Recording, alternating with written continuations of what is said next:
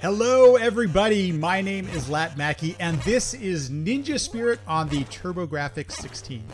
If you've never heard of the TurboGrafx 16, don't worry, you're not alone. The TurboGrafx 16 in the United States here was a console that was not exactly the most popular console, and it was known as the PC Engine other places in the world. My console, I actually have the core graphics variant of the TurboGrafx 16, and something you actually need to know before we get into this is that on the controller itself, there's actually turbo switches, and that, so as you can imagine, as a speed run, though, using turbo strats and things like that is a total legal and valid way to play through the game. And in this game, I will be using turbo, so just so you know, that's why things look a little bit crazy when you're watching it. One of the cool things about the console as well were actually the cartridges.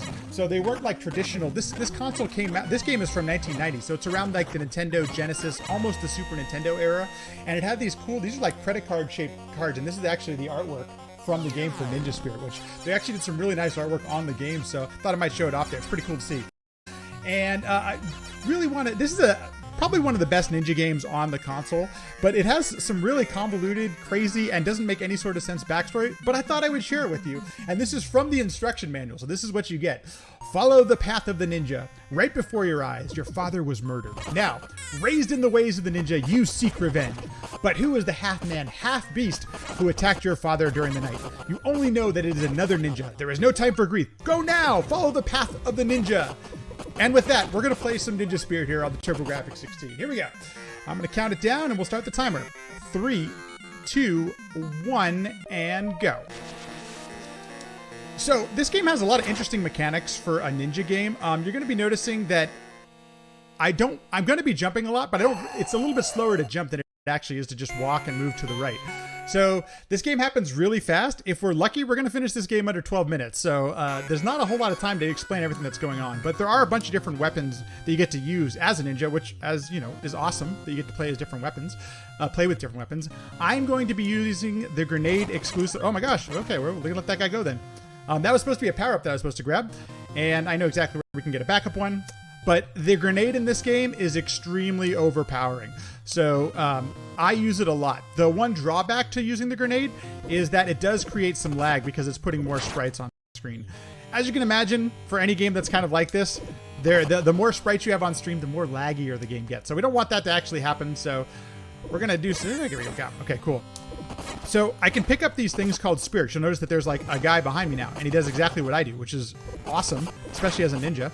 And I don't want to have too many. I don't want him to use him too much because of the lag reduction and things like that. So, but I will take advantage of having another spirit here with me. So, we're already at the first boss of Ninja Spirit, so you can see how quickly this is going to go. This happens really fast. But I'm right now just holding down the attack button because we have turbo. It's pretty awesome. It's great. You don't have to go crazy with the button mashing. Although I will say that the current world record holder, Bald Nate, has a sub 9-minute run, the only person with a sub 9-minute run, and he actually doesn't use the turbo. He just mashes away, which is pretty insane. This is the first boss of the run, and I have a little cheat sheet here. His name is something, Asura.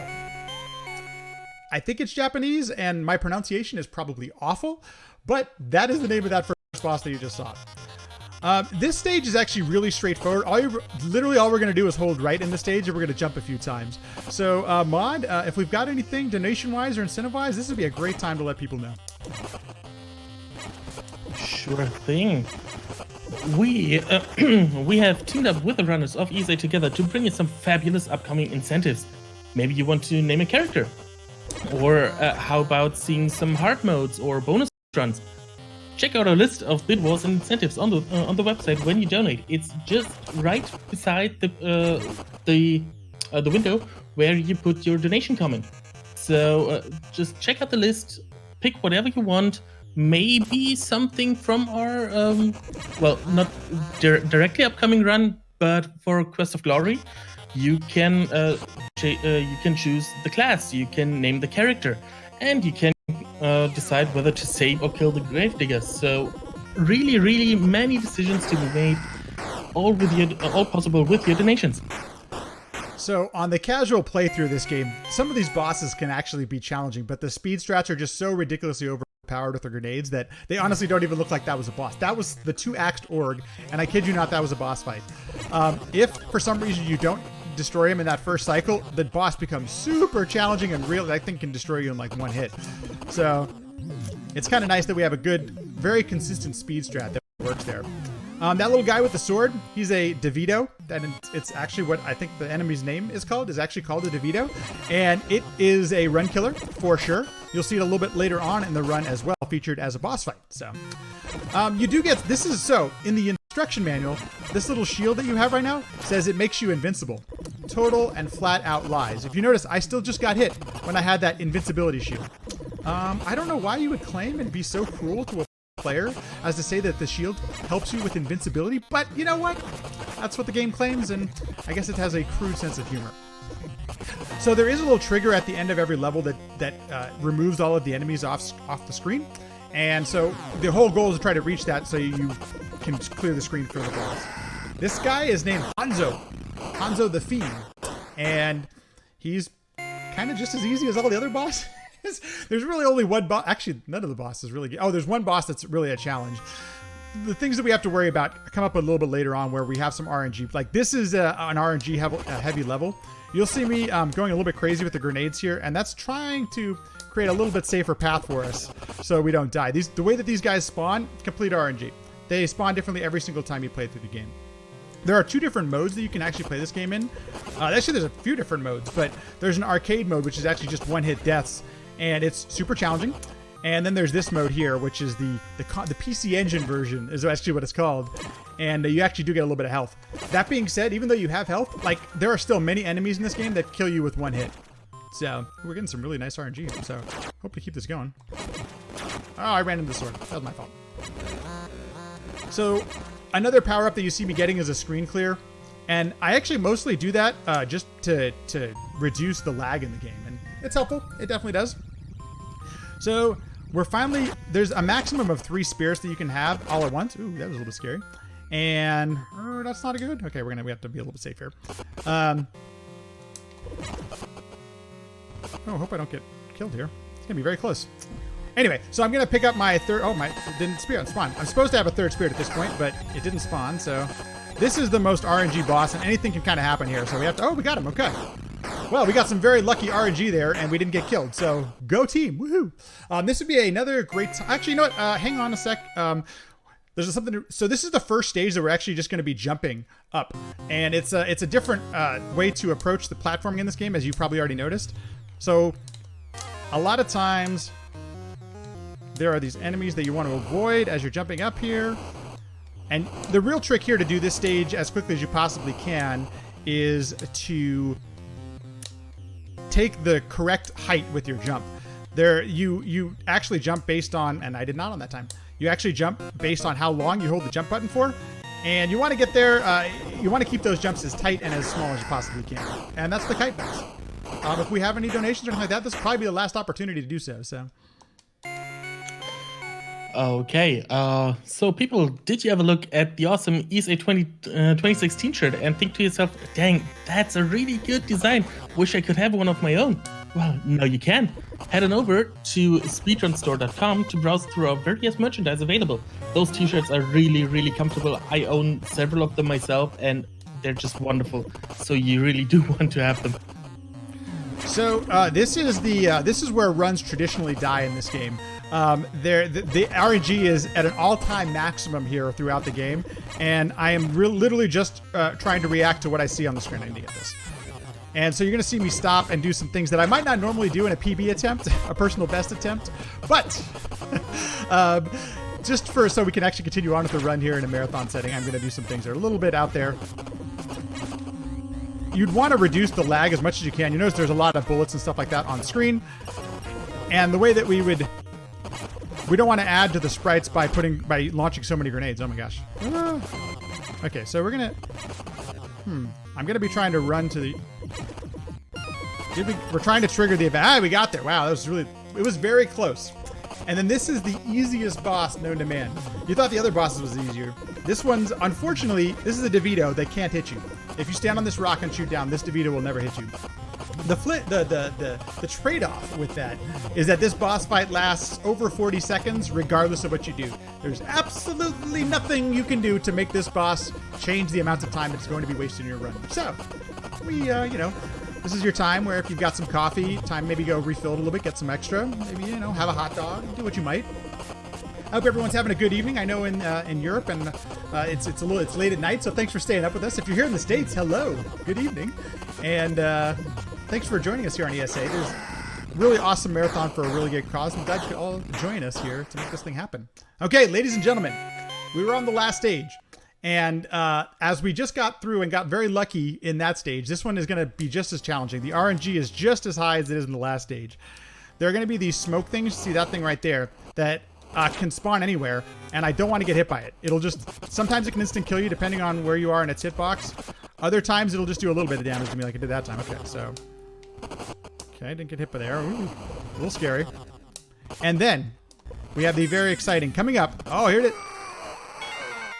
And so that smoke spawned right where I jumped, and there's absolutely nothing I can do about it. The game just says, hey, you know what? You're gonna die. That's what? There's absolutely nothing you can do about it. And so we had to, it wouldn't be a Ninja Spirit run unless we experienced some sort of death. Unlucky death, I should say. Okay, so we're going to try to repower back up here so we can take care of the ending boss in this game as a total is very easy. But you have, once again, complete RNG. Absolutely nothing I can do there. So as a speedrun, as you can imagine, as you've gotten through your entire speedrun, this is what happens. It's always fun when this happens in a PB. You're on PB pace, or maybe you're even on world record pace, which doesn't happen too often because Nate is awesome. You have to deal with this RNG palooza here at the end. Okay, so we want to get, oh my god. Wow, we're getting really unlucky here, folks. Another death. The game is saying, Matt, you are not going to finish this game. We're going to try. We're going to keep going, But thankfully, the nice thing is on this level, it's very kind with the respawn. Like, when you come back after death, you actually get a pretty favorable checkpoint. Some of the other levels don't have that. Okay. I got hit by one. Ooh, almost got hit by that one. And truthfully, to figure... Wow, ladies and gentlemen, let's start counting them. What's that? Is that 4 deaths? Holy cow. We're going to try and get through this. We're literally at the end of the game, folks. Like, this is just the game saying, you know what? It's not your time. It's not your time.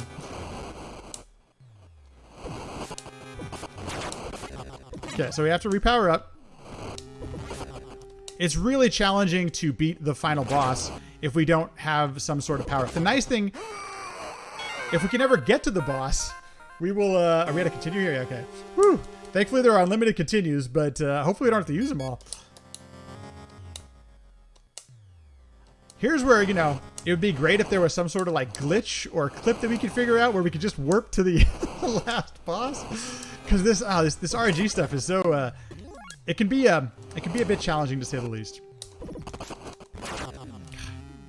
Like those guys will hit the enemies that are coming after me. They kill me in one hit as well, so I have to stop for them. Oh geez. Okay, we made it. Woo! Finally.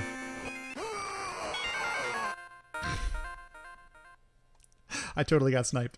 But we get to start right at the pit. We're fine. Here we go. 1, 2, and then we stop here. Okay, we are off to the final boss. We can get ready with time. I'll tell you when time is. Time is on the last hit. We're going to have to do a quick power up. This is the crazy pit of ninjas that can be a fair amount of RNG as well. It's one of the funniest parts. This part is very challenging in a casual playthrough. I made a mistake. I totally forgot. And we're going to be heading off to the... we're going to give it a quick power up so that we can beat this guy without dying. Just go over here. Here we go. And get ready for time. Time! Woo! Ladies and gentlemen, that is Ninja Spirit. And apparently the last boss's name it's called The Bloody Battle. So there you go. I would say the game won there at the end. But at least it's don't let that ending discourage you from trying this game out. Here's a recommendation for y'all. If you've ever thought about trying out a speedrun, and maybe you're looking for like a 12-hour challenge or something like that, Ninja Spirit is the perfect game. Within, I would say, within about 12 hours or so, you can really grind down a sub 10-minute run, which is kind of the entry point to get into Ninja Spirit and getting into speedrunning. It's available on the Wii Virtual Console and a bunch of other places. It was ported to a whole bunch of consoles. It's a really fun game. Don't let the RNG palooza that we just saw happen at the end deter you from trying it. It's totally fun. It's a really good time, and I highly recommend it. I just want to give a big shout out and thank you to ESA for allowing me to show off some of the TurboGrafx 16 games here. This is a great marathon for a great cause. If you are able, we really do appreciate you help supporting such a good cause. COVID-19 is affecting a lot of us, and the fact that we're coming together to help support a good cause is a really great thing. So thanks everyone for being here. Thanks for letting me run this here, and I hope you all, if you're in Europe, have a good rest of your night. If you're here in the States, have a good evening. My name's LattMackey. Thank you so much. Appreciate it. Hope you all have a good one. Thank you, LattMackey, for that wonderful run. It was really entertaining, and you really did show off really well how RNG heavy that last stage it really can be.